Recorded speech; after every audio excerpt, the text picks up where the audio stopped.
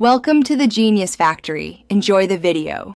You begin by confirming the remote has fresh batteries and that you can see the indoor unit display. This is essential. Once done, power the AC on and verify the active mode and set temperature so you know what will resume. Next, find the timer or clock button on the remote or the unit's control panel. Press the timer button once to view an active program, then proceed immediately to the cancel step to avoid rescheduling. You now cancel the set timer. Press timer repeatedly until the scheduled time and timer icon appear, then press cancel or CLR once. That removes the schedule.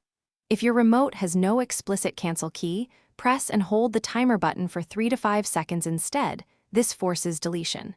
Make sure the timer icon disappears from the indoor display. If it doesn't, repeat the hold action.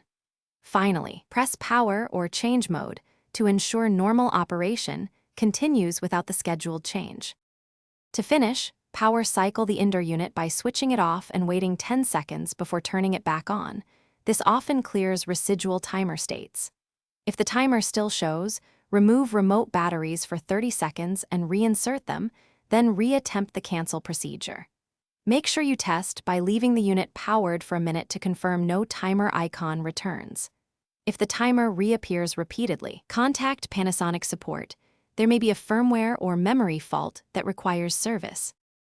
Thanks for watching. If you found this helpful, don't forget to like and subscribe.